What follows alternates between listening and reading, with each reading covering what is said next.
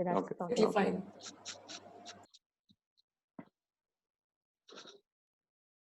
Good morning, everyone, and welcome to the webinar.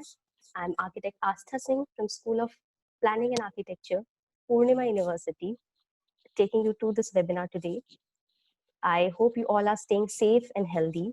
We all have been a part of an education system where we have learned a lot, and the technique is mostly mugging it up. And for years, we have developed a tendency to just mug up things or chapters or answers we felt are very important. Let me finish the entire curriculum first, and then we'll take the mock test. Aren't we all familiar with this statement? But as time passes, we tend to forget things. And today, most of us don't even remember our elementary education. Maybe because in the process, we missed the very objective of the topic. And intellectuals like to notice and savor subtleties that others miss. But the really valuable intellectuals are those who notice things that are too obvious for most of us. And once somebody does point out the super obvious, we wonder how we failed to notice. And well, even after that, you won't forget it ever because you have been pointed out in your very mind. Similarly, when we sit down to design something as an architect or as a designers, we are so equipped in our heads that we tend to lose focus focus on the basics. We tend to get more occupied into completing the special requirements or to make our projects very fancy or to fulfill all those standards that we just lose focus on basics. Well, today on our day one of our webinar series, we have with us architect Senthil Kumar Doss. Sir, we welcome you all. And Sir is from Play Architecture, who will help us relearn the obvious. And I will just introduce the sir to all our participants now. Architect Senthil Kumar Doss graduated from NIT Trichy in 1999, began his architectural career with his internship at the internationally renowned architect B.V. Doshi's office based in Ahmedabad. During a study tour to Auroville, India, Senthil has eventful encounter with a sketch which eventually led him to his mentor, architect Dominic Dew. Having spent 5 years of working with Dominic, Senthil went on to establish his own practice under the banner of Play Architecture, an experimental design studio at Bangalore. Play Architecture tests various isms in architecture, complementing and successfully integrating research practice since 2005 and has been recognized through various Indian and international journals. Apart from practice, Senthil teaches guest lecture, conduct workshops at various schools of architecture in India as well as Dubai, and ardent on site, hands-on architecture with a passion of martial arts. Sir, we are all eagerly waiting to hear it from you. Can we just start to relearn the obvious? Yeah. Sure. Let's make an effort at least. Sure. Very good morning to all of you. Yeah. A very good morning to all of you. My pleasure being with all of you here. Relearning the obvious. So when I saw this title, it just took me back 20 to 23 years back. My first encounter in Rajasthan when I happened to visit there. And I would just want to kind of share with you what we experienced there to start with.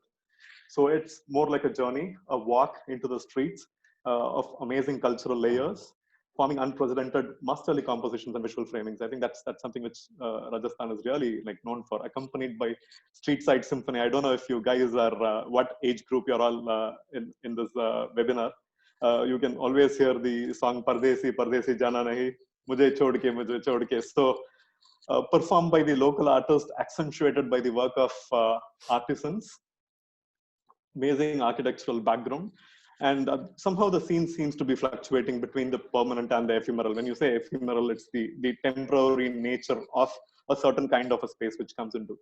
And to me, at that instance, realize the meaning of architecture. So something which has grown organically, like it's been layers which has been formed over and over, adapting, accommodating, redefining, and kind of redefining itself constantly. I think that's the key. And it's here the hidden intellect of the past exists, as we could find lots and lots of clues to carry forward towards a meaningful neo future. When I say neo is the word associated with the newness or whatever. So let's look at it this way. To walk steadily in the present, we need to keep a foot ahead, which is future, and another behind. I think that's the procedure and the sequence of walking. Clearly understanding the difference between what is old. Here, I would like to say, use the word old, which is not valid, and what is traditional. That is from the past, which is yet valid, or it can be valid in future. So these are some of my studies about Rajasthan. So I was really fascinated in my trip. I was probably like 20, 21 at that time. And then this curiosity began to understand my fascination. So you'll have to find a kind of way to systematically see why you like something as an architect, and why did you enjoy a certain place. So you can see the study which goes between the urban morphology of three prominent cities like Jaisalmer, Jodhpur, and Jaipur, looking at the city level platforms, and then going down to the smallest component of the house, like a courtyard inside a single unit of these row houses, which happens in Brahmpuri. I was mainly studying the settlement in Brahmpuri in Jodhpur. I always loved the Mehrangarh Fort and the Blue City, which happened. Always in love with the Havelis and in Jaipur. So when you look at this, there is a very intrinsic tie between a courtyard and a pot inside a courtyard to the entire urban climate of this region. So it's so beautifully knit, and there are so many of these brilliant hierarchies which exist. I'm sure you would have all had this opportunity to walk, live, and study there. But for me as an outsider, when I saw this, I really felt like excited to know the level of intrinsic nature which exists in these cities. And one of the recent visits, if you could see, you can always see the modern kind of moving over the traditional, or what is the in the monuments, and then you can see there are certain efforts to kind of adaptively reuse certain buildings.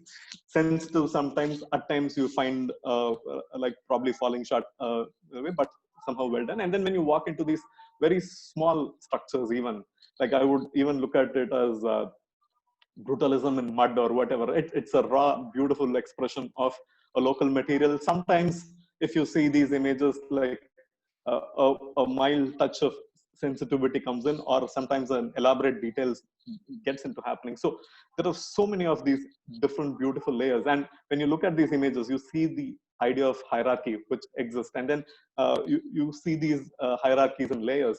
And this is one of my recent visit to Rajasthan. So I was invited by a interior contracting firm's family, whom we have been working together for the last 20 years or more.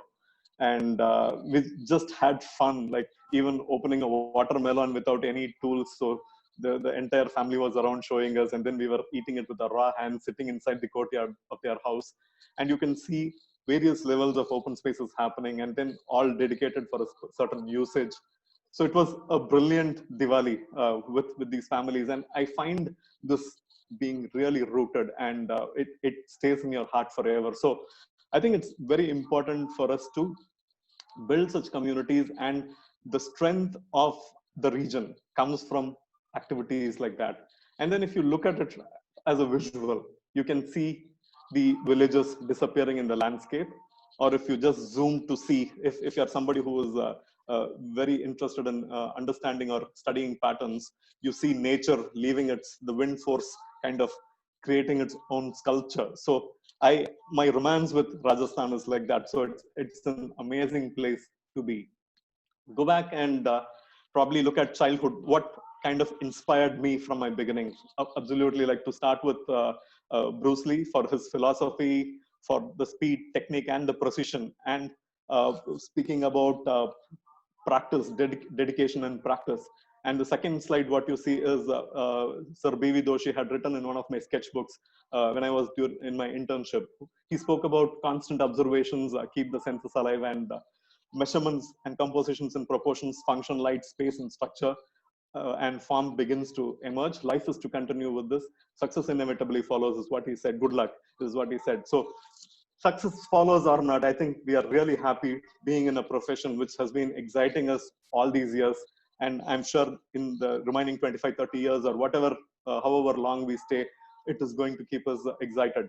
The next phase jumps into, I'm sure, for people who do not know Oroville, a city which was developed for people from all over the world to come and research, practice, and live there in unity. So I had my mentor. I found my mentor, architect Dominic, there. So the one whom you see to the right side photograph.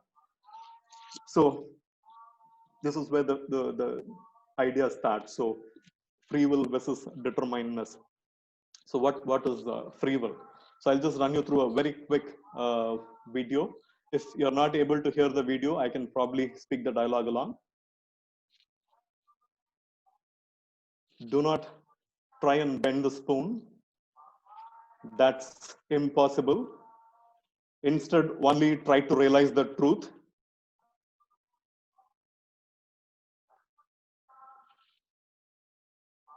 I can repeat it. Try and bend the spoon. That's impossible. Instead, only try to realize the truth. What truth? There is no spoon. There is no spoon. Not the spoon that bends, it is yourself. It's only yourself who bends. A very, very important lesson in terms of in creative aspirations.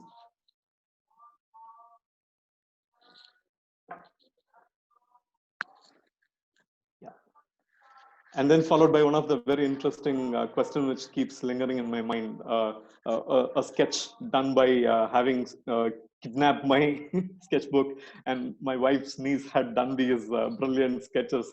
So I was always wondering how where this conditioning happens in terms of architectural thinking, that you give it to any child to draw from any country or any continent, you would 90% encounter a drawing like that. So it's beautiful to see the sun, trees, clouds, birds, flowers, booming, and a pitched roof. But always, as we are talking about the obvious in this case, so it is very obvious. And is this the real architecture, or are we like trying to miss out something in the process? So this question keeps lingering in my mind. So I think we'll be finding answers by the end of this discussion. And I'll give you a very quick introduction on Play Architecture. We are all-inclusive architectural studio, evolving from strong roots of modernism. I was working with architect Dominic in Oroville, who comes from a strong modernist background. And we also moved towards minimalism when we were doing some projects with him. And then as a practice in Play Architecture, we have tested deconstructivism, parametricism, and in the recent past, it's been critical regionalism with inputs coming from certain parametric computational techniques, adding value to the regional ideas. And we have been doing that for the past 15 years. And in short, you can look at our work as applied theory in the process of space and placemaking. There are three aspects to our work. I might go a little faster. So we'll be talking about the three aspects of our work, which speaks about the practice itself, the academic side of the practice, and then you look at the research. So the practice can actually influence the academics or research, or the academics can influence practice or research. Research can sometimes influence the practice and academics. So they all go hand in hand. And then if you look at what the tools we kind of have in our hands, we have this very conventional method of sketches, very, very like the elaborate sketches which keeps happening. And in between, in the early 2000, I found a real passion for these digital tools and techniques, and then started learning things on my own. Do not have any background in digital architecture or whatever, but found my personal interest, and then just started working like an artist in the digital medium. And third is probably the most important tool for me, which is the physical model, which comprises of two things. One is a study model, and one is a final presentation model. So there are projects where in the firm where we have not gone by doing sketches, then you draw them into plans, and then you make them into kind of three-dimensional thing, and then you finally make a model. Most of the times, a lot of projects have happened straight away through model as an expression. So I think this is how we work. And then being hands-on, I think, is one of our very, very important strengths. There are projects, there are times where we have gone and built it on our own. So it's like either with students or with masons, so whoever is the team. So we have been building with people. So to give you a very quick, this image is very important to me to start with, because it speaks about how the practice came into existence and how we got recognized as somebody who is a different kind of a thinker in this process. So anything and everything, like what Sir B.V. Doshi said, constant observation keeps your senses alive. So we were given a very small project where I was designing a meditation space.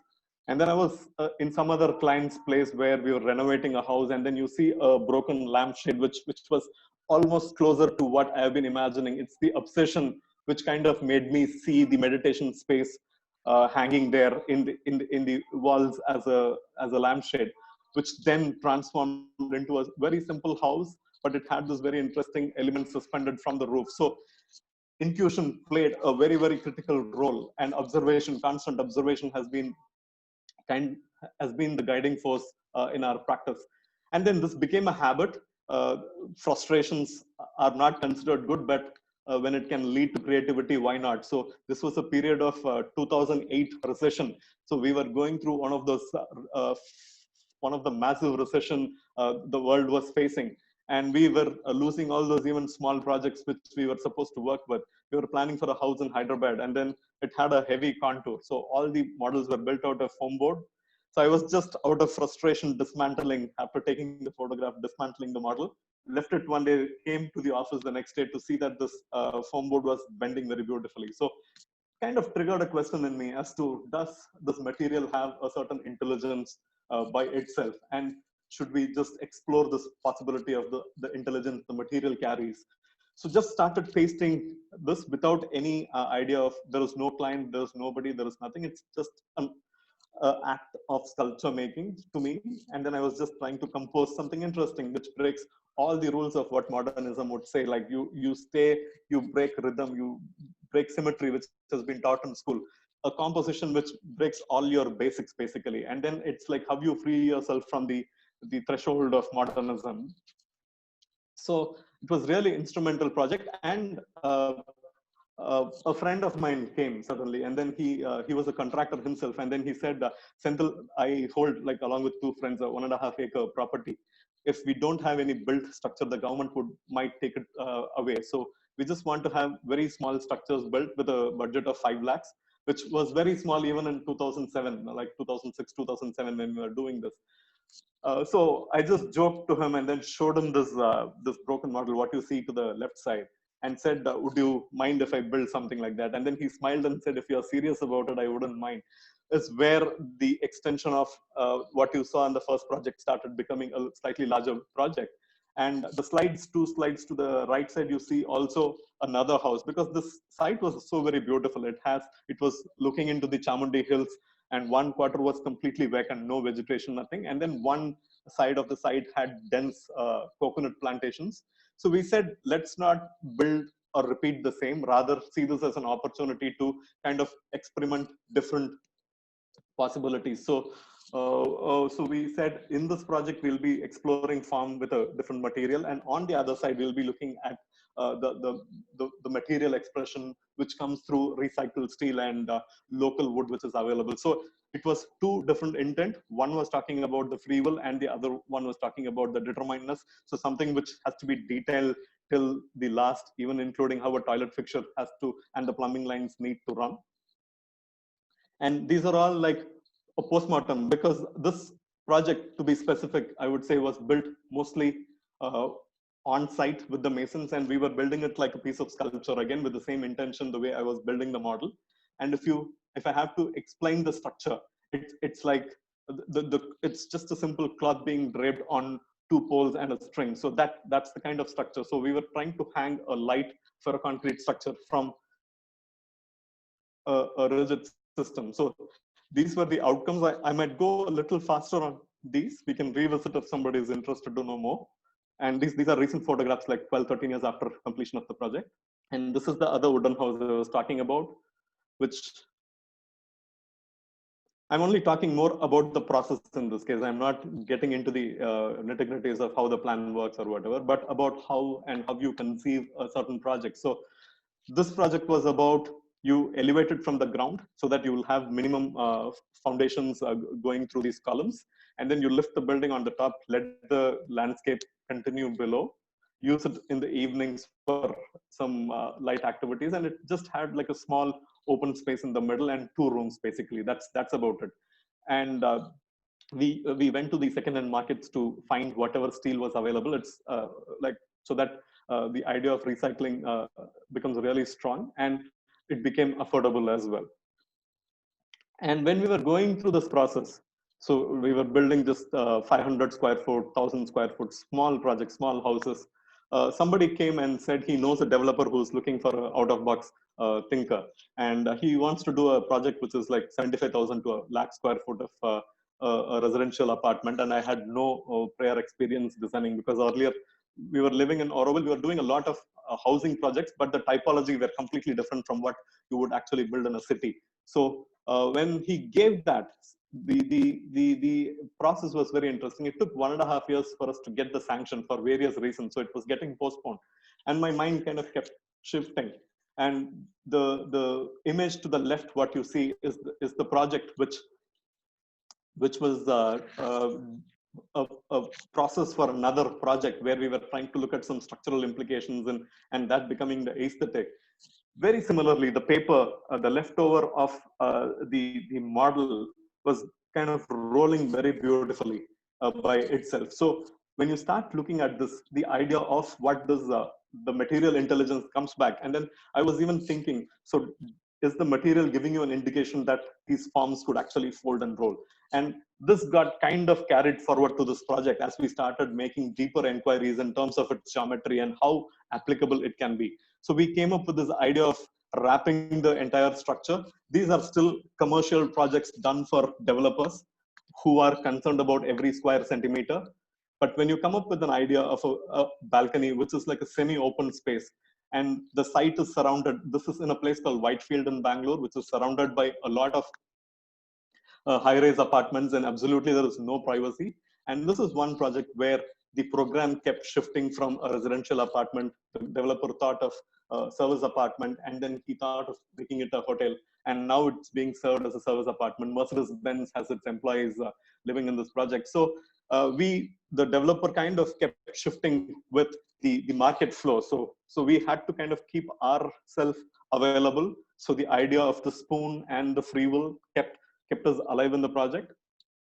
And this is the outcome. So you see these very series of balconies. Probably, I don't know, the Jarukas of Rajasthan influenced me. So if you look at it, it has this very beautiful industrial mesh, which is a GI mesh you use for sealing the like expansion joints. Like you use these meshes to kind of before you plaster. So these are very basic materials, or it finds its industrial use in conveyor belts. So in the industry. So we wanted that to kind of come out as an aesthetic, and then it produces this amazing filtering of the sunlight into the internal spaces. So the balcony becomes a screen, and then these meshes kind of allows people to use that space really well. And very interestingly, we never thought that it would be used for photo shoots and movie making. So, but it's been happening there. So how an idea. So this is built out of a material called ferroconcrete, which is one of the major skill sets gained in Auroville. And it's a semi-structural system. It is not a skin as such. It is a semi-structural system. So we spoke to the client, and then we said we are not very keen in just developing skin in buildings. So we are architects, and I had a very good structural engineer, one Mr. B.L. Manjunath, who's worked with a lot of architects in Bangalore and outside Bangalore. So we said we would need an opportunity where one could express our capabilities in the structural thinking. So I was just, if you look at the image to the left, this is the reception block of that building, and the right image is something which keeps kind of this playfulness keeps me alive. So do you see any comparison? See, if it's a live show, I would actually stop here and ask people question on if they see any resemblance. To me, this is what I saw. So if you look at the image to the left, when something is excited to its maximum extent, the tail is considered to be the redundant, and the forces are being distributed to various parts of the body. And then you look at this building, the entire support has three shear walls. One is a staircase, one is a lift core, and one is a toilet. Mostly services, we look at services as something which needs to be stacked in one corner, and you build the remaining around. In this case, we wanted the services to be part of the space making, and the entire load was transferred through these.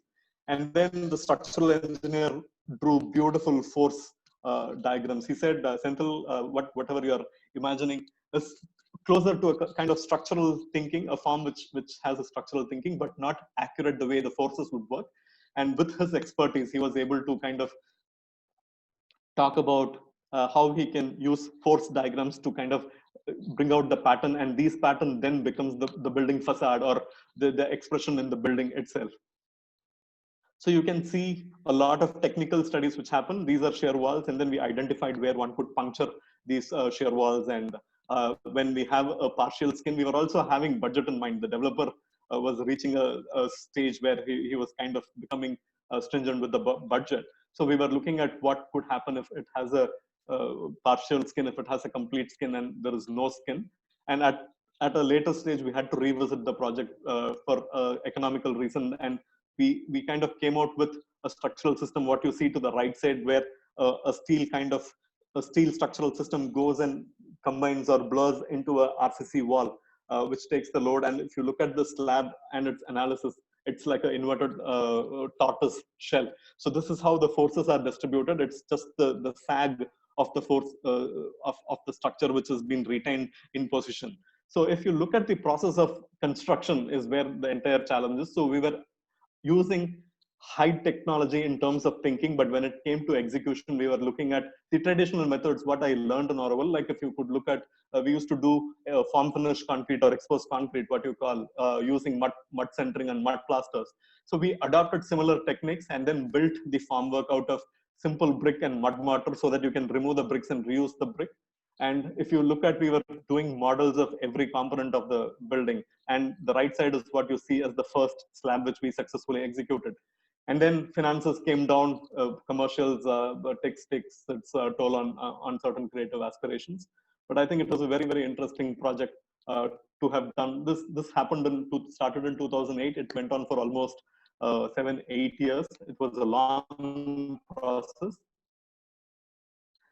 And when we were working on this, I got this project to design an interior. So when you say an interior, so we are very clear about our agenda. We would want still a lot of architectural thinking, like light making the space.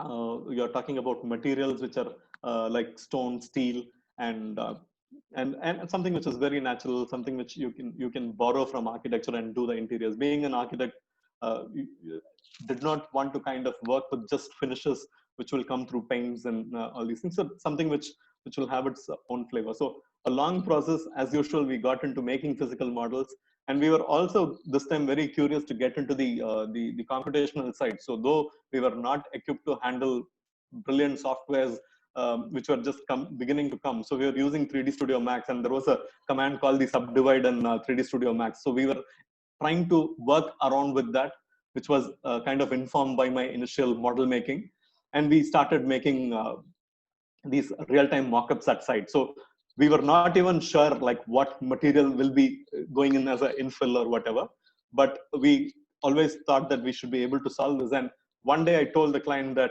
if I can do a Indian marble, which just costed us around 60-65 rupees a square foot, and do this infill throughout the structure, he immediately got the idea. He was able to visualize and said that it will have a beautiful light quality. And when we said that the grains of the marble will just start showing it, so it would transform the space into something else, something very divine at some stage. So we convinced the client, and then we moved forward. And it called for a very interesting crafting. We made hundreds and hundreds of drawings for every junction, the triangles what you see are different in dimension. So we had to make separate templates, and even plotting every point was very, very interesting. So after doing hundreds of drawing, the entire team had to live on site for 8 months, and you kind of plot each 3 point in 3 dimension manually along with the labor. So it was a very, very interesting learning factor, and these are the final outcomes. It was for a expensive car showroom, second-hand cars, but high-end cars uh, in Bangalore, and that's the outcome. So it's and then jumping into a project typology, where I'm just sharing with you projects with different typologies and different nature. I'll just run through this very quickly. It's a high-rise residential apartment. When I first came to Bangalore from Auroville, you can see these very monotonous residential, like monofunctional, you can say. When it is only residential, you just see that people just keep repeating the floor plate. So just wanted to break the monotony and find alternative ways. So the client through a challenge. There is something called as the aluminum formwork, which is a construction technology by itself, where we use shear walls, means concrete walls to do the structure. Since this is a high-rise building, the client had already established a very good relationship working with this material for 10, 12 high-rise projects. And they said, whatever creativity, if you can actually use this technology and come out with solutions, we are ready to kind of accept the proposal. So we took it up as a challenge, and then worked with staggering the floor plates and all that.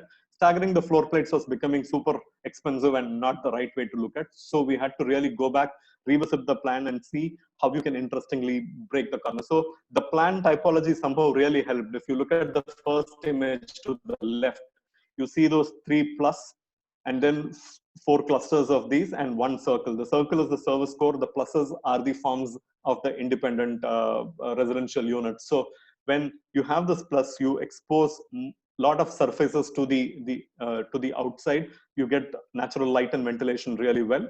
And then when you have a plus, when you go taller, it becomes stable by itself as a structural form. So these were the thought processes which went into our head. And then this was the outcome. So we kind of proposed, and because of certain bylaw issues, we had to revisit certain floor plate extensions. But I think that was the outcome. So somebody who has been building small houses and then jumping to a mid scale, and then to build something like 3.5, 4 lakh of square foot was really interesting as a process. We feel that there could have been certain improvisations which can be done in this project, but it's a learning. So every time you get an opportunity, you try your best, and then you also learn from what you do. So I think this is what happened. So the same client, when we were working on projects which is like so concrete driven and whatever, surprised me and said, we'll have to design a, a project in a place called Coorg, which is like a hill station in Karnataka. Not hill station, but it's got beautiful natural landscape. And he just stunned me when I went and saw this beautiful natural waterfall at the end of the site. So that's where our site kind of looks into. So the most challenging part of this project was handling the flora and the fauna. So if you look at it, we have to have these gumboots, and it keeps raining for almost 7 to 8 months in a year. And you have leeches, which are these small insects which will get into your legs and then just start biting and sucking blood out of your body.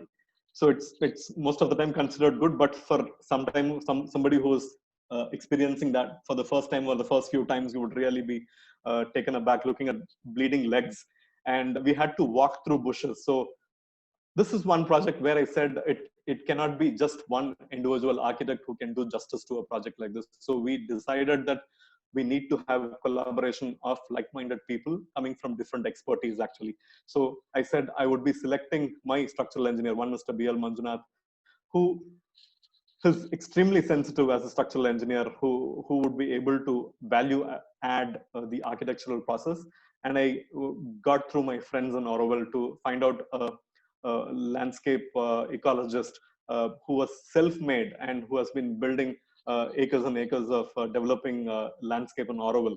So we kind of got together as a team. And then when we established, the structural engineer was also talking about beautiful analogies like, I think we should build, looking at the plans we have drawn with the the steel in mind and all that. So he said, Senthil, I think we should be doing this project like the way birds would build on a site like this, which means we cannot take huge chunk of concrete. We cannot take these trucks. The client was insisting on us because they are fond of concrete and easy for them to work with. But we said this project does not work with concrete. So it's about taking these smaller parts, kind of putting in, assembling them together, which makes the entire project. And the landscaper was also insisting that in a process like this, if we scare the flora and the fauna, it would take 15-20 years for the nature to kind of come back and reoccupy or take its position back. So it's a very interesting process. And then we had to keep walking on the site because it was almost like 3 or 4 months of walking on the site. Every time you go, if there is a heavy rainfall, you will see the contours shifting. There would have been a landslide. So most of the time you make working drawings, but your working drawings might not make sense on site. So I go there with my team and the construction team. We stay on site with the ecologist, mark every single column and plot every footing manually. And in this process, we were able to kind of do 2 kilometers of buggy paths. Buggy are the small electrical cars, the buggy paths happening there without cutting a single tree. And we were identifying live and dead trees so meticulously so that when we are removing a tree, you are very sure that this tree will not survive in future. So we removed those trees to put buildings in that position. So that's how intrinsic the entire process was. So these are the outcomes. So you make drawings. Architecture does not stop just with drawings.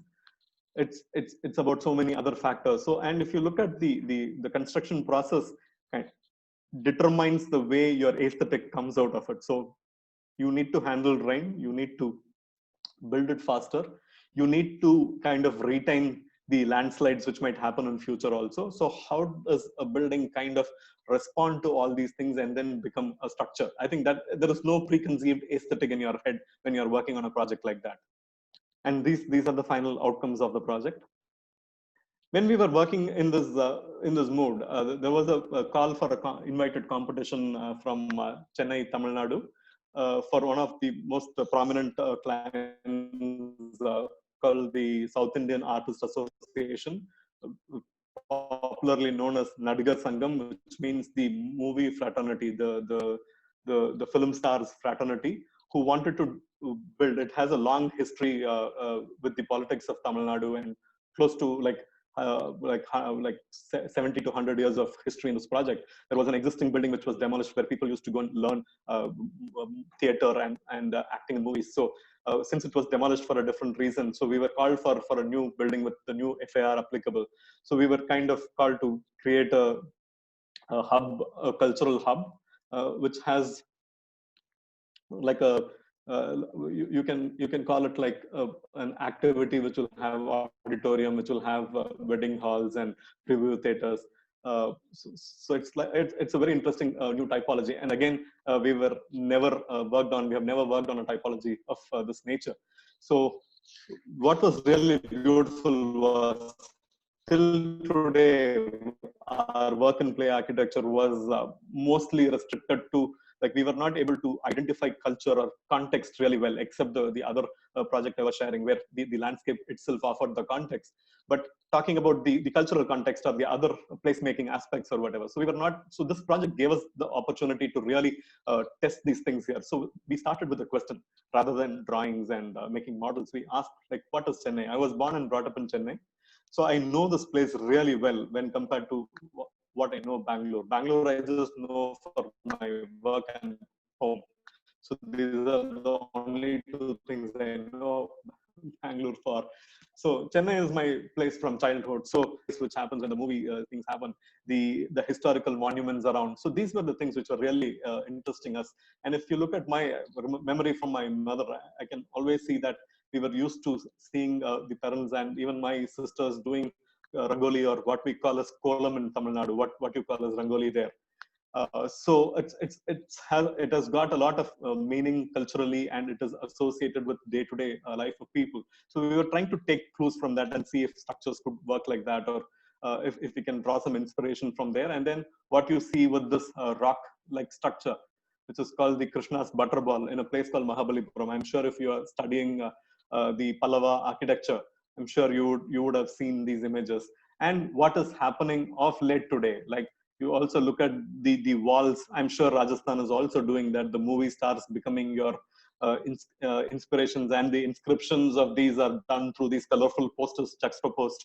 So that becomes, your walls become the interface. Even in the past, if you look at Mahabalipuram, for example, there's a lot of stone carving, and it's like Ajanta Ellora, where you leave, people seem to leave a lot of messages through the walls. So this is how we kind of developed this narrative. And this being a movie association, we were very sure that people would want a brilliant script to kind of accept the idea. So we prepared a 40-page report on how we have conceived the project with these massive model, like 7x4 model detail. And if you look at the structure, so it's like this butterball. It's a symbolic representation of a butterball, but we didn't stop there, but we got a kind of structural inquiry into this project. So you need to have a column-free space for an auditorium, and the setbacks were really tight. So we kind of created a steel cage around and then scooped out the space for auditorium. And the concrete and the steel becomes a composite structure in this case. If it is one way or the other, the concrete would have been really thick. We are talking about a span of 30-35 meters, and we are only talking about 200 mm, that is 20 centimeters thick concrete shells which are happening, which are propped from the bottom, made rigid from the side, and suspended from the top. So that's how the language was developed. And then it also has this very interesting sectional quality, where you create these cave-like formations where people walk under the belly of the auditorium, which will kind of reconnect you to the image you're seeing with the. So let me just show you a very quick video. Some minor changes have happened post winning the project, but this video was done when we were pitching for the project and when we won the competition.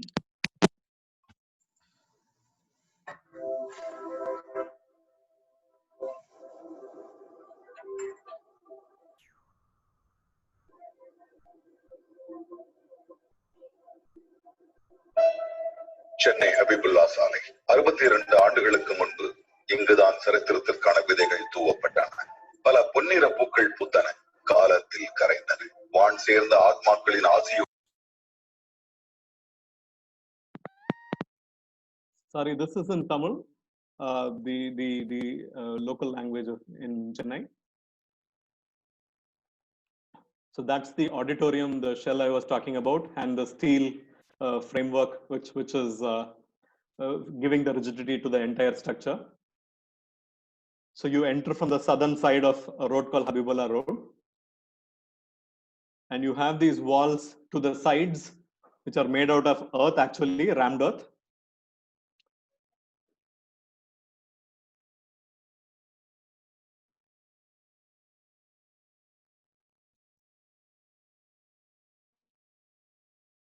So he's somebody who is the guru of the art form.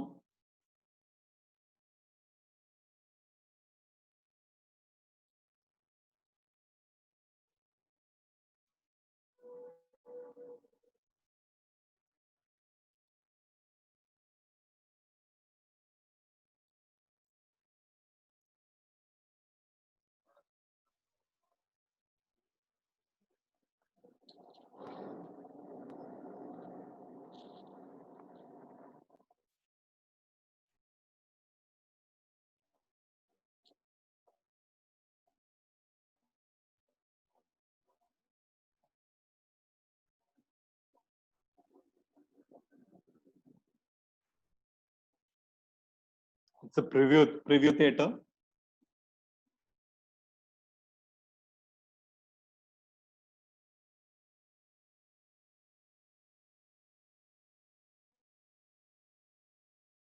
This is the rear side of the building.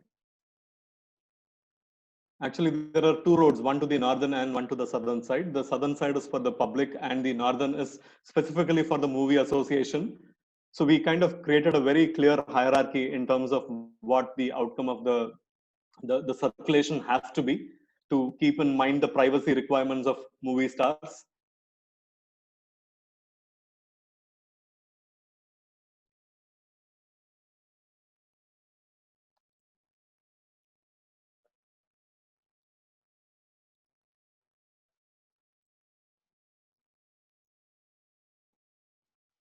It was really great when the client said that it was a temple for modern art or whatever.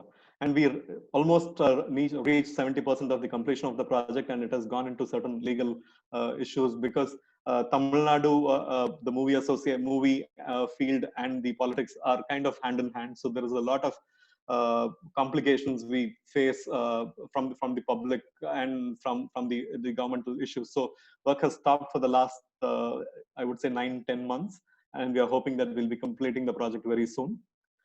And we'll take you through a very interesting small quick project for a central minister who was serving in the UPA in between 2000 to 2014.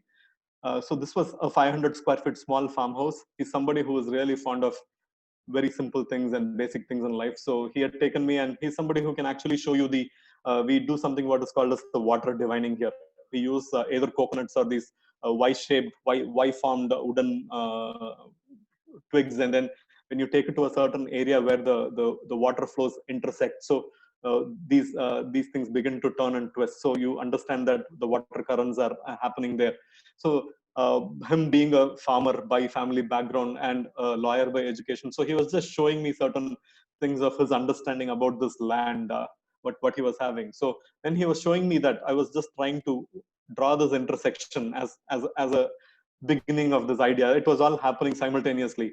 And we said he had come down from being a central minister. He was not in his posting at that point when he met me. And you can see a sense of he wants to withdraw himself and then want to go back to a cave where he could actually find his peace of mind and find peace in his living.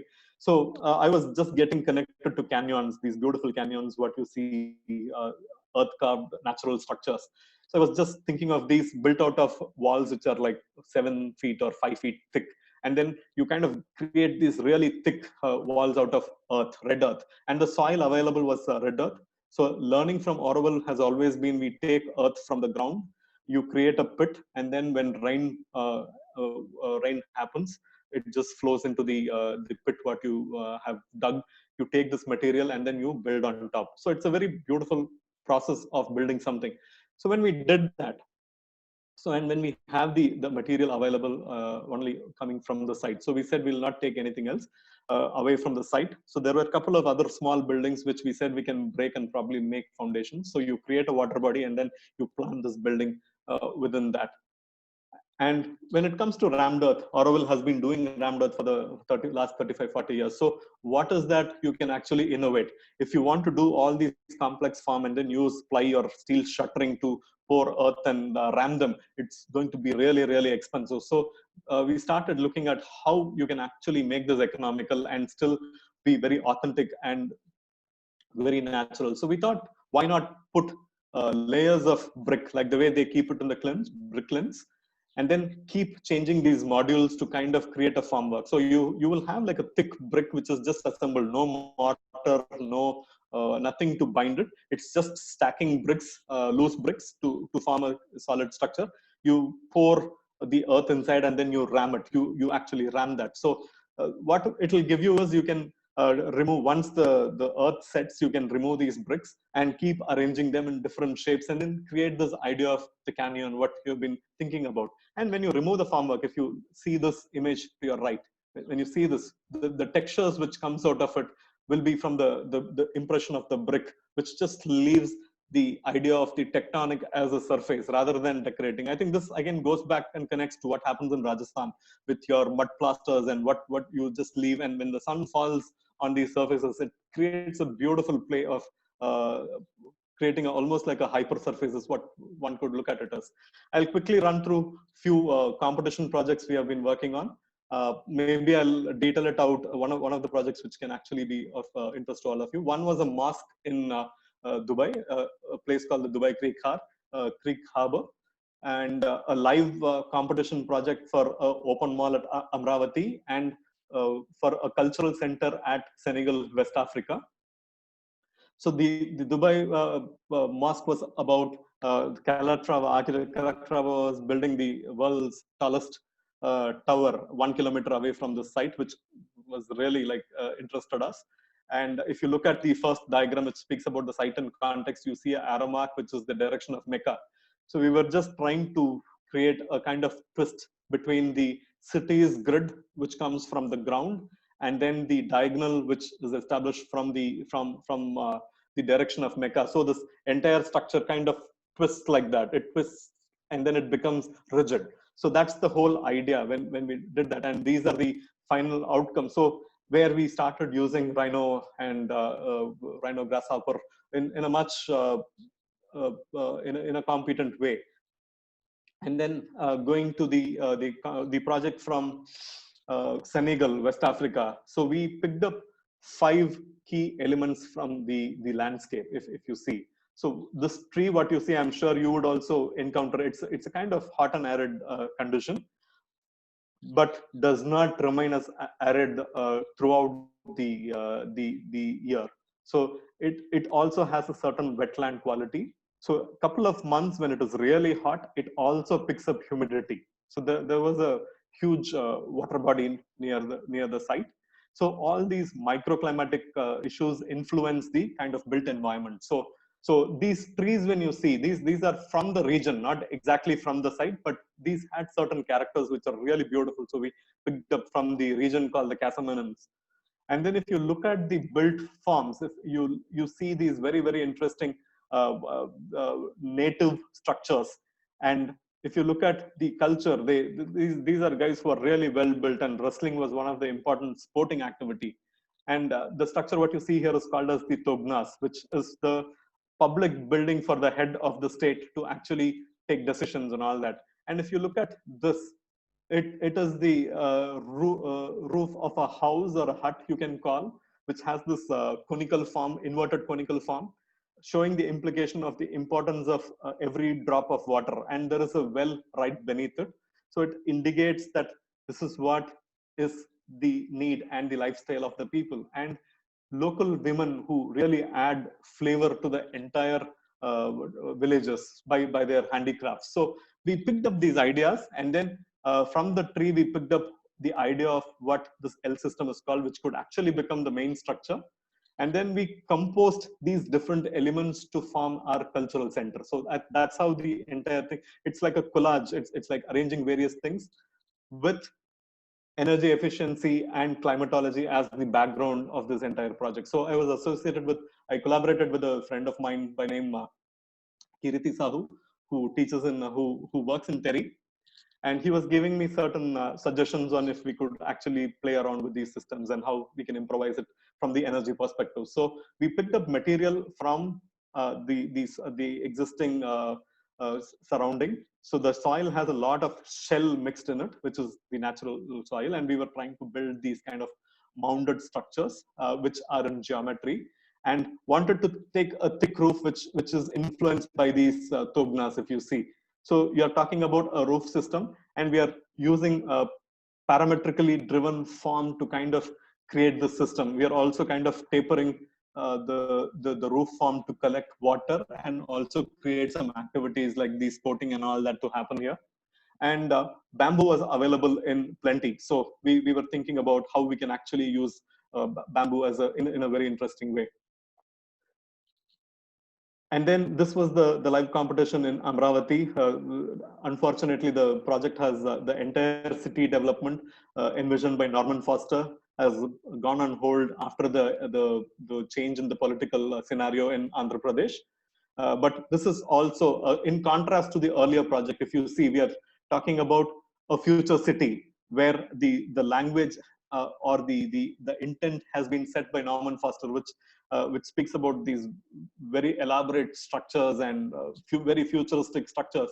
So people would expect you to kind of work out, come out with solutions for the other buildings also, which has the same flavor to it. So we kind of went back and thought, so how do you work with materials like aluminum, metal, and steel in an interesting way? So for a climate like Vijayawada or Amravati, where this city was coming up, a secondary light roof is very important. And then breeze could actually flow through the structure in the evening, so which can cool the building. So a light roof on top, and then all the activities are kind of converted. And we were looking at how you can actually channelize water into a water system These are just the aesthetical component, and beneath these, it had these deep-rooted water reservoirs, which collects whatever water, because rainfall is scanty in these regions. So whatever you get, I think you need to store them and still work with a building which can be really futuristic. And looking at, in terms of the program of the structure, we wanted Amravati as a state or a city is very keen in developing sport as its main uh, uh, ideology. So we wanted people to be really involved in sporting activities. So in a open mall, it's like any mall in this country, but we were proposing sporting activities in the roof. Like you could have these tennis could happen, shuttle could happen in the top. So it's a very interesting mix, along with IMAX theaters and whatever, and then you have people who come to play. So we could actually increase the footfall, which will lead to the success of the entire project. And then if you look at the way, a very quick video to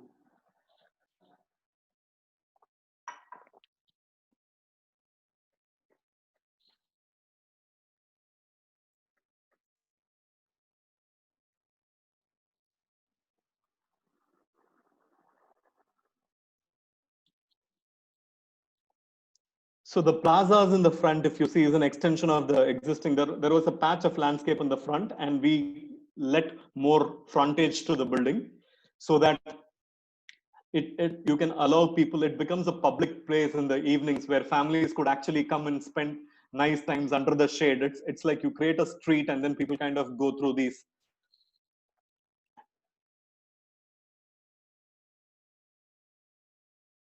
So lack of rain, which always inspires people to understand. I think that's the reason why you see rainfall in the render. So we just wanted people to understand the idea of the farm, which is an outcome of our thought process of collecting water and systems like that, developing systems like that.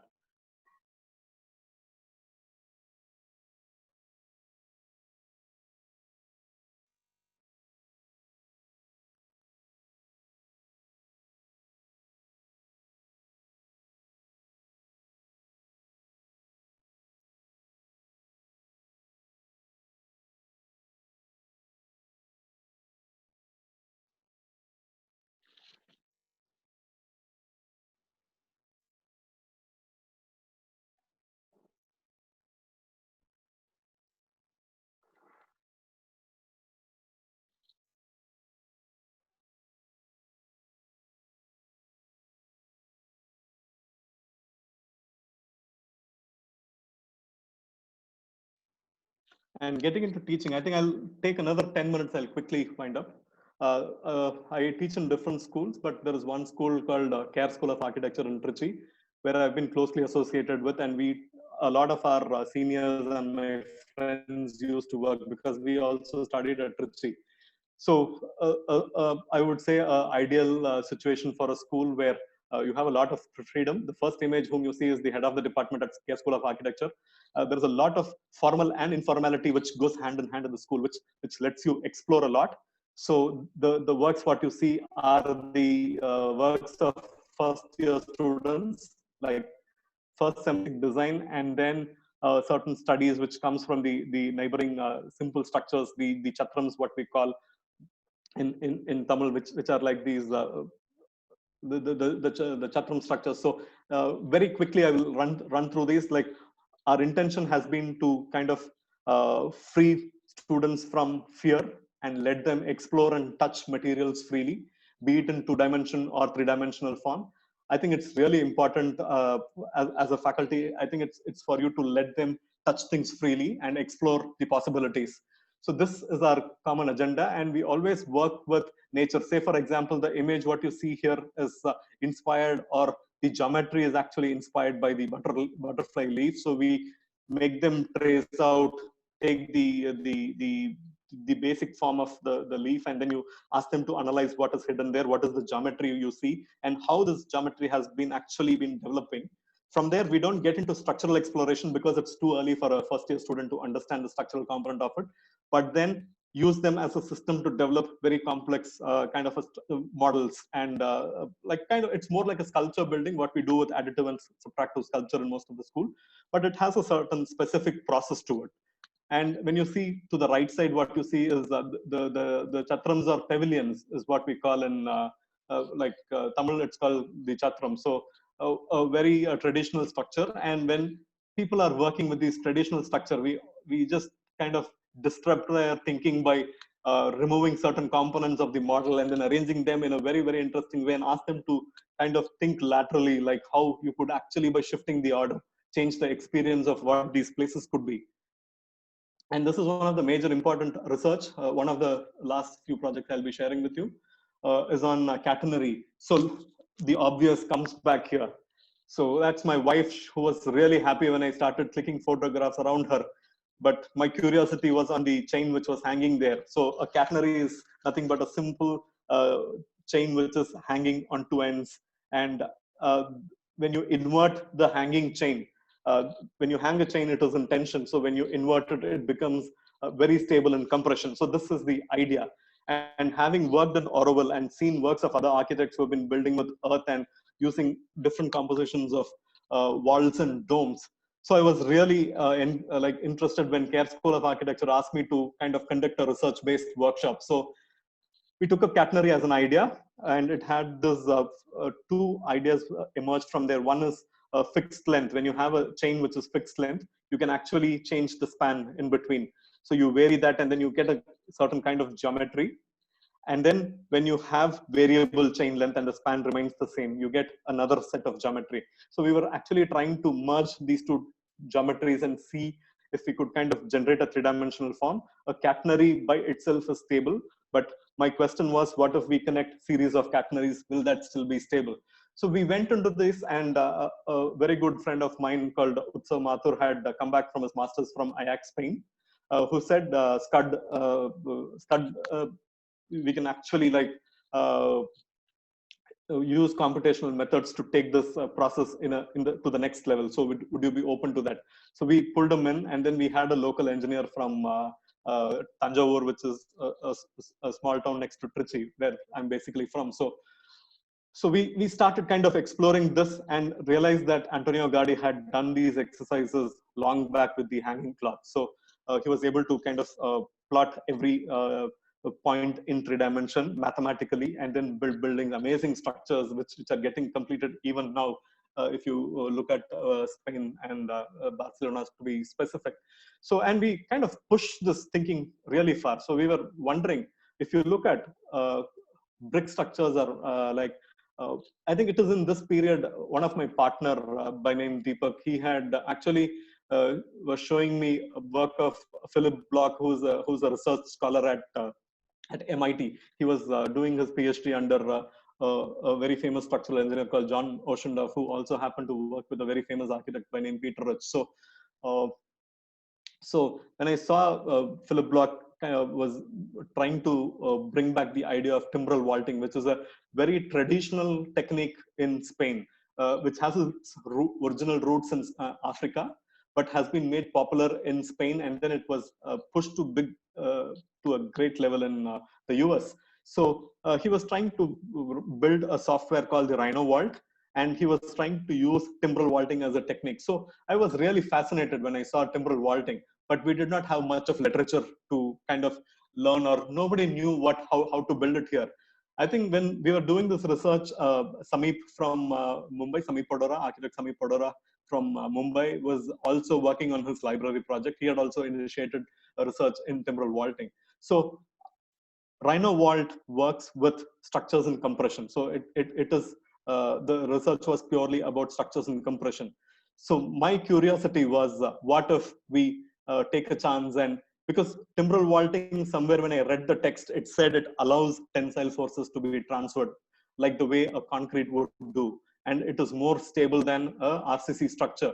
So I was really curious to push and see if timbral vaulting can take tensile forces, so we can actually come out of the thought process of building brick walls only in compression. So we started putting this, it was a baby step. We started putting brick by brick actually to understand the construction technique. and we built small arches. And in fact, we built arches which were not symmetrical. They were asymmetrical, very poor geometry. If you would do that to any conventional arch, the moment you remove the formwork, the support, the entire structure would collapse. But timbral vaulting was allowing you to kind of do asymmetrical arches. And then we were on top of that. If you see this image, we were able to load like almost like 150 kg on a wall thickness, which is around less than 75 mm thick. So, which gave us a lot of confidence, and probably we went a bit overboard, overconfident at some time. And then at CARE School of Architecture came out with a proposal which was spanning 4.5 meters in the front and 9 meters in the backside, a very complex FOMAC2 structure, 110 mm thickness with 3 layers of 20 mm thin tile brick. Thin tile brick is something which you get locally in Tamil Nadu. All the traditional structures were built out of these thin tiles, and you actually have to put tiles in layers like this. You actually, if you have one layer of tile like that, you crisscross tiles and then you lay them. And when you do this crisscrossing, it actually starts taking the tensile forces. The mortar and the pattern in the brickwork actually carries the tensile forces. But to our shock and dismay, it's not a shock to me. We were kind of keeping our fingers crossed. When we removed the 3/4 of the support, the structure was very stable. And when we hit the very important point where the compression gets shifted to tension, the entire structure came down in a matter of 5 to 10 minutes. So failure was a big learning. So we really understood through our failure as to how structures work. And the school was very open. So they were really supportive. And that's a sign of a very good school, like to take chances, to push things to the limit. They told me, even if it fails, whenever you are ready the next time, we are ready to start the project again. So it gives you a lot of confidence to try things and test things. So I really thank the entire management and the department and people who are involved in building this. I could see students who go back, and there was one guy who kept visiting this place for the next 1 month every day, having seen the shell fall. So which means you hold the responsibility.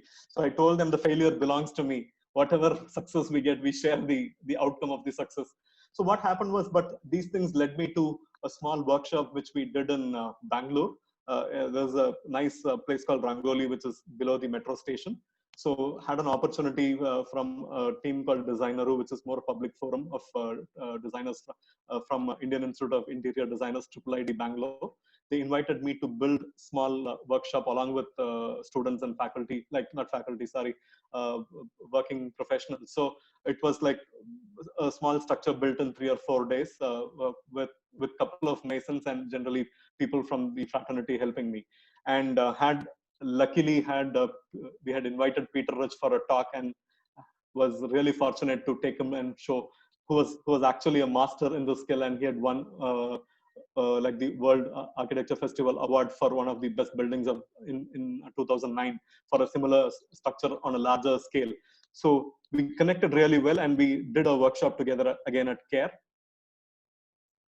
And then this was a recent workshop just before the lockdown happened in Auroville, where I was invited by a team to kind of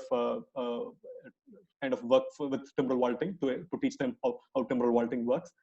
So, and then this is a live project for a dining space in a place called Sakleshpur, which has a beautiful lake in the front, and there is a stream which is running through the structure. So there are some existing columns, which are steel columns, which are planted by the client before he's a civil engineer himself. And then we said we would actually do a 16-meter span, which is like close to 60 feet, no concrete, no steel in this. And we would be actually doing this as a live project, like a workshop with, if possible, if COVID permits us to have group of students and professionals to accompany us and build this project.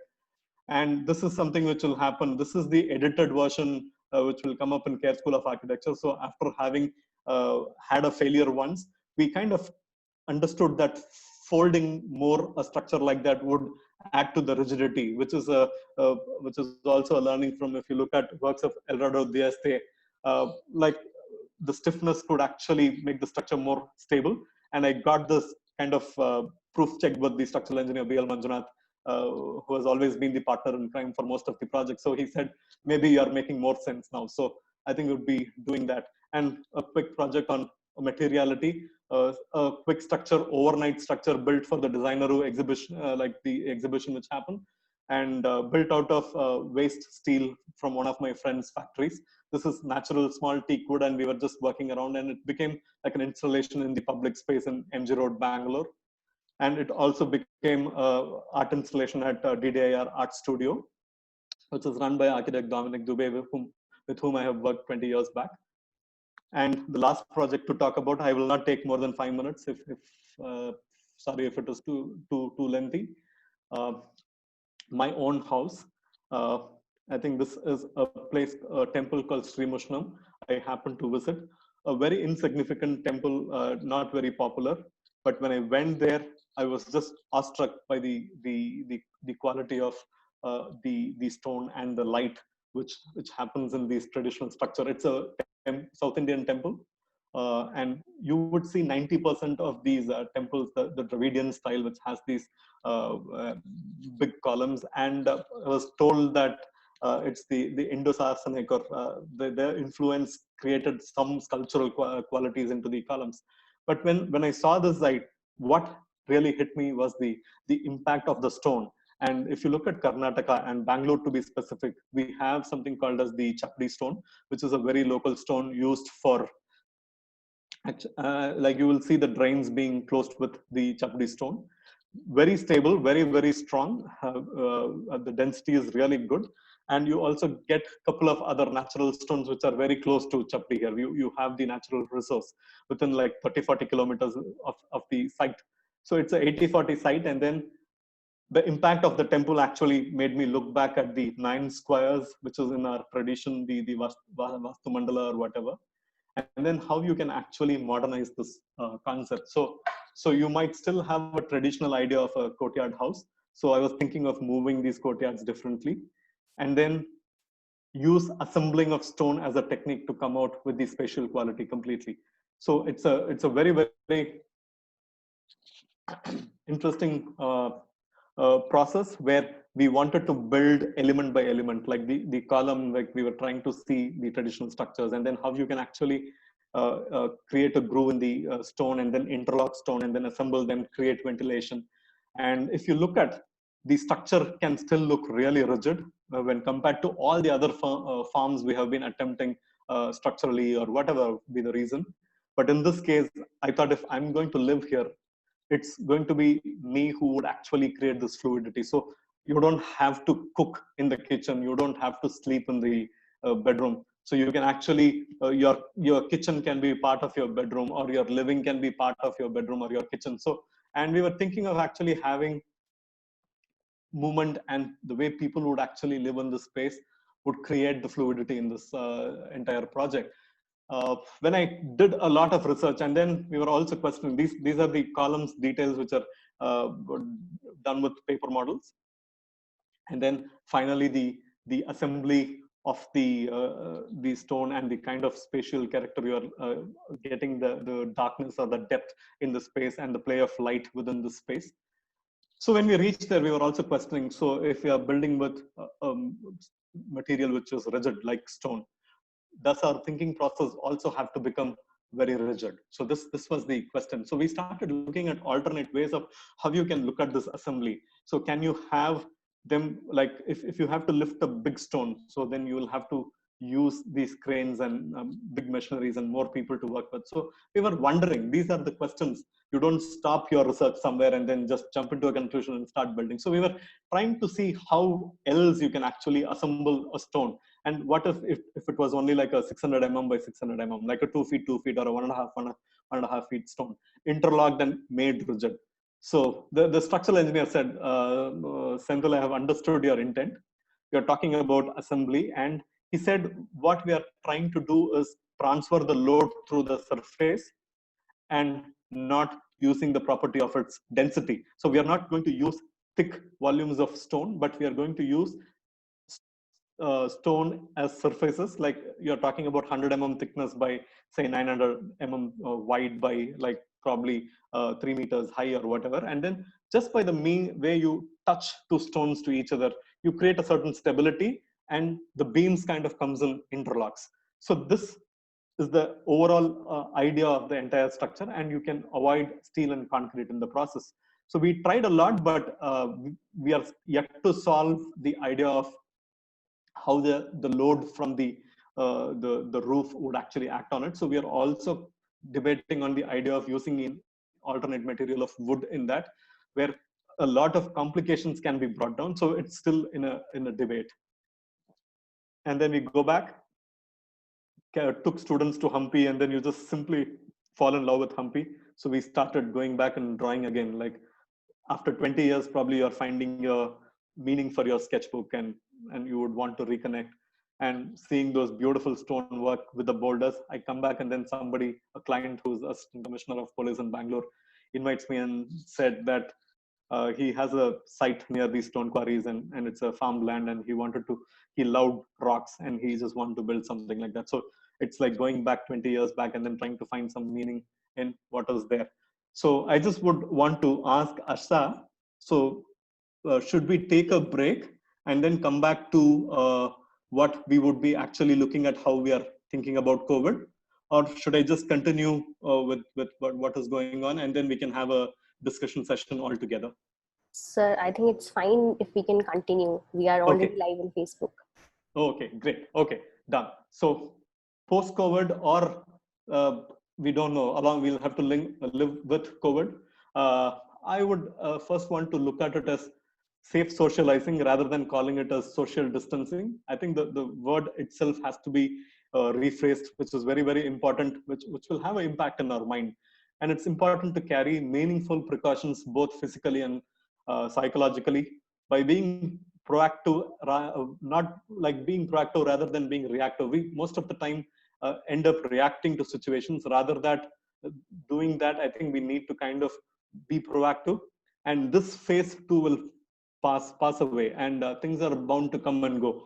We don't know how many viruses are going to come, and what is that we are going to face as a calamity. So let us not take it into our mind. Keep our mind calm. Needs or resources very mindful. I think we have become somewhere mindless in the entire process of commercialization and the capitalism coming into the structure. So we cannot say no to something like that. Development needs to happen. We need to have infrastructure in place. We need to have like the funds flowing. So, but how mindful we can live and lead our life, which can have lesser impact on the resources. Throw a smile, which is a very important question to be asked now. I don't know how we are going to identify people with our masks on, if we are smiling or if we are not smiling. Start walking and make a positive contribution in any form, wherever or however possible, in a very small way or in a large way, whatever is within our capacity, I would say. And while taking a decision, keep all segment of people, top down or bottom up, in mind. Let's not look only at one segment and take a decision. We have seen a lot of heart aches already happening. And remember, we are building a nation which has been plural in all ways. Allow and accept, adopt meaningful regional sensibilities to thrive. I think there cannot be a state better than Rajasthan, which can teach us about meaningful regional sensibilities to thrive, and through it, I'm very sure a modernity will emerge. So this is not for architects. Whatever we spoke is in general. And then as an architect, what is that we need to look at the idea of both tangible and intangible layers from the past. Again, Rajasthan is a great example, be it city planning or a simple home building. Give importance to nature and try becoming a part of it. We are distancing ourselves from a lot from nature, which I think is not good. Even having these masks and shoes and whatever we are trying to do, if you ask me from the spiritual perspective, I think maybe we are not in the right direction. If we kind of expose ourselves to nature, like we let ourselves expose to the sunlight, the wind, and our immune system would develop much stronger, and we might be able to combat these infections, bacterial, viral, or whatever, be it in a very good way, and understand the meaning of hierarchy and threshold, which is an order. I think these are very important things to look at. It does not mean you have to go back completely. Learn to apply either by making or breaking these hierarchy, threshold, and order very consciously. If you're making a change, be very aware of what your change and how it is going to impact in future. it's probably the best time to exit from international design standards like the time-saving standards and UFORTS, whatever, and look for region-specific design standards and data, and allow the building bylaws to reflect on the same. I think if we are building in Rajasthan, we still can have wall-to-wall houses. And if we are building in Kerala or in Chennai, where it is really humid, and if you want the spatial planning to allow wind to move through, we cannot have bylaws which are close to each other. We cannot probably have, you can have a national building code, but I think it has to be detailed out region wise. I think that's something which I think we should be doing. Adopt new technologies that will be appropriate in our context, and an inclusive one that will encourage local art and craft. I'm very specific from the point that we are moving towards these computational like computational architecture and advanced computational techniques and all that, and from there we are moving into a world of robotics actually. But if you see in India, in this situation, if robots are going to be cheaper at some point of time, what will happen to the entire fraternity of people who have been depending on these for their livelihood? What will happen to your mason? What will happen to his helper? So I think these are the things we also need to keep in mind when we are proposing a certain technology and where we are actually from. If you are living in a place where people and resources are not available, then probably robotics is absolutely fine and perfect. But is this applicable in our context? We can learn these techniques. We can definitely improve our knowledge. But when it comes to application, I think we should be really be connected to the local region and accept the dialectic of being global and local. Finally, be mindful when it comes to material consumption and utilization of natural resources. Advanced computational and parametric design. Parametric design is not about form making. A lot of people think that parametric design means these complex forms and meaningless forms. It is not that. In its real meaning, it can be really handy in this context. That is to adopt nature's language and structural forms. Thank you so much for giving me so much of time and patience to listen for this long lecture. I just open it to the field. I'm sure the session did justice to the expectations of all our attendees. It was an amazing session to see just basics and small details that we tend to neglect in our daily lives, and it could be a design inspiration or solution. Sir, I hope that you can see some questions that our attendees have on your screen. Definitely. Just give me just 1 minute. I'll pick up some water alone. Sure, sir.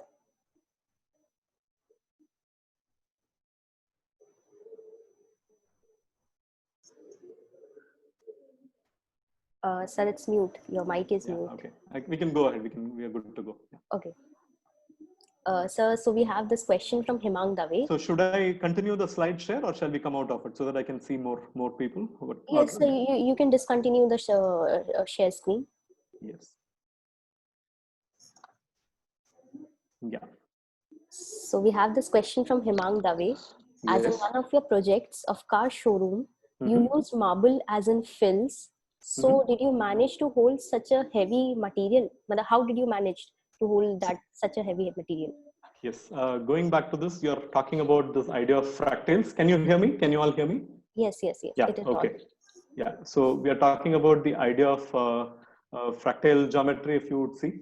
And there was a command called the subdivide, which helps you work with these triangulations, which is considered one of the most stable forms. And like any shell structure, the moment you fold a certain forms, it becomes much more stable. So this was the basic logic which we worked with. We did not have any computation or any structural analysis done for this. And by purely building it hands-on, we were able to feel that it is going to be stable. So we did smaller parts, check the stability, and from there we kind of took it to the entire project. So the idea of triangulation, the stability which you will achieve through triangulation, and this was built using steel 5 mm by 40 mm MS flats, and it became really rigid. Yes, and I'm sure you can load 10 times the weight of the actual marble. Okay, thank you so much, sir. So now we have a question from Mrinalini Jha. Sorry. Sometimes the client is afraid to take up the innovation concepts suggested by the architect. Do you feel the experimentation would be stopped or be in a low pace after the post-epidemic times, as the economy is facing a downward curve already? I think if you look at the last few projects I have shared, I am somebody who would administer more research and more experiments to happen to actually counter these pandemics or whatever we get them. See, a client would trust you, trust someone who believes in himself first. So when I'm proposing an idea, it's the confidence I show which will be rubbed into the client, and the effort. It's not just confidence which can lead to the trust. It is the effort you actually show to somebody will create that trust in them. So they will really would want to be a partner in this. Make your client a partner in your experiment. I think that's a tip I'm giving you. And I'm not saying experiments have to be expensive. If you look at the later stage of our practice in the last 4 or 5 years, whatever we have been working on is about low key, local technology. You don't need big skill sets to come. You can actually build with local people. But if you can manage to build with students, I don't think you'll ever have a problem building with these local mason or whatever. So I would administer. I think it's time for more research, and these are the times when everybody would be worried about the commercials or whatever, and maybe we'll all find a lot of time to think and contemplate. I think use this time very productively. Most of the creative processes what we have developed in the firm as a design language happened during whatever we call as the economical failures or whatever happened in recession. This is the best time to invest for creative processes. Okay, so now we have a question from Vasudevan. How you are managing the AC plants and overhead water tanks, which are usually located on terrace floor? See, I think you always dedicate certain part of the building which will have these flat roof. So sometimes you have solar requirements in the projects and all that.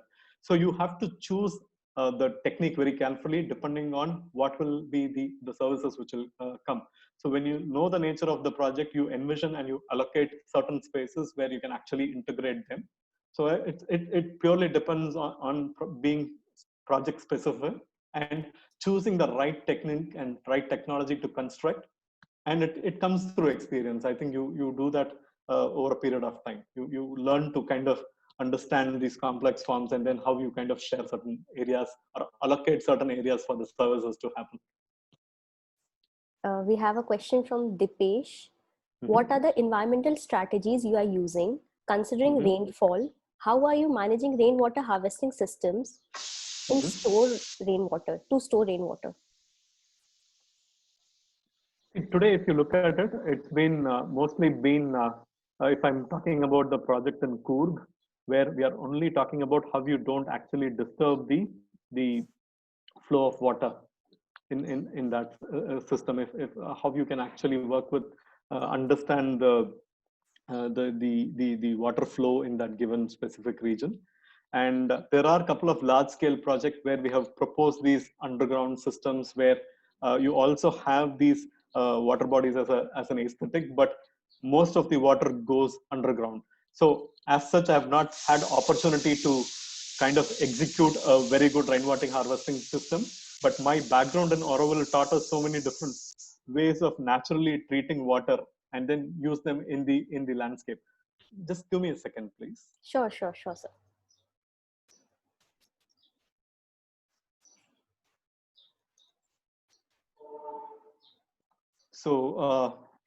So these are some of the layers which I think we have started looking at in depth, and there are also certain specialist teams which are in Bangalore, and I'm sure it's happening in a lot of other cities where we are looking at it in a very, very critical way. But Auroville taught us a natural system. We used to call it as the aquatic pond treatment, where you actually recycle the wastewater and let it open on wetlands, create wetlands, and then you have you can actually use this water back for your daily purposes. So that's something which I might not be answer very technically because I have not done that. So we have a question from Shreya Parak. What alternative did you find when you failed in making arches? Did it affected your final design? See, I think this is where the child with the spoon comes in. So you cannot go in a research process or in any process with a kind of we call it kadivalam in Tamil. Like it's like you see the horses which has this. We cannot be going in that direction. We need to allow accidents. We need to kind of involve a lot of people from other expertise to come into it, and then keep yourself open to certain processes. See, most of the time, if you're an architectural student or if you're kind of new to design thinking, and if you're a fresh architect, there is always this, you get really stressed out when changes happen around the design or whatever. But I think in the last 15, 20 years, what has changed even in me is that you've become more open to ideas, and you know that you will be able to get your intent through in spite of whatever changes a project needs to go through. So if the idea is strong enough, I'm sure the outcome of the project will be definitely good. So I think that's the trust I would want to put in all of us. Like most of the time, projects will go for a toss because of the changing economic situations. So there are architectural projects where I showed you the service apartment, which went on for 6 to 8 years. And we would have faced probably 2 recessions in that time. So it was bound to happen. And I think design is about keeping your intent intact and letting certain things change around it. I think that's very important, but not to lose your intent. If you lose your intent, I don't think it's the right process. So we have Akansha Goyal, and she said, since the research and experimentation regarding the tensile strength has been done for many years, and it's still not acceptable or not popular in residential buildings, especially when it comes to multi-story buildings, rather than we can see them more in commercial or public spaces. So do you have any plan to make it more acceptable to real estate? Yes. See, I think we are just in the process of seeing, if you look at Antonio Gaudi, for example, the Sagrada Familia, the church which he is building, he has been doing multi-storied buildings for quite some time. To be very precise to this question, the answer could be shell structures were considered very, very expensive at some point of time because of the cost of the formwork. So it went out of fashion, and there were a lot of failures which could happen when you cannot analyze these structures or what. So now there are tools and techniques, and there are ways of building like very less expensive. I'll not call it cheap formwork, economical formwork, or there are techniques where you can actually do without formwork. So the shells perform really well, and we are kind of trying to revive this culture of shell construction, be it in concrete, ferroconcrete, brick, or in whatever way. This is where I think the idea of parametric thinking is really becoming helpful, where you can analyze the form towards end. You can structurally prove that there will be no failure. And looking at the thickness, if you look at an eggshell, the ratio is 1:50. So if you can look at what nature has taught us, so I don't think we should ever be losing our peace of mind or sleep building structure. And if it is about high-rise buildings, yes, there are certain research which has started happening even within us. We are working towards it. Maybe we might have to look at certain areas which can go as a composite, not purely shell in the beginning. There can be certain composite ideas, and then slowly take this to the next level. So there can be buildings which are purely in compression, built out of shells, and which can also be high rise. Let's hope we could reach there. So other than this, we have a lot of compliments and appreciation for you for the session, sir. Thank you so much. I would now request HOD sir, Architect Saurabh Sharma sir, to just put forward the session. Thank you so much, sir, for having my pleasure. My pleasure. And it was a really nice presentation. We all learned a lot from it. We all enjoyed it a lot. A lot of new things that we were able to see, how to use the form, how to experiment, and like your experiences as someone who's working in the academic field also. So that is also going to help us. So thank you so much, sir. And thank you all the audience for joining us, and hope we'll see you soon again. So thank you, sir. Pleasure. Thank you all again. Yeah. So it was Yes, sir. extremely insightful learning that we are taking today. Pleasure. And on behalf of Purnima University, we would like to thank all the attendees for the support. And also thanks to our director, architect Rahul Singhi, and our professor, architect Akansha Modi, who was coordinating for this webinar.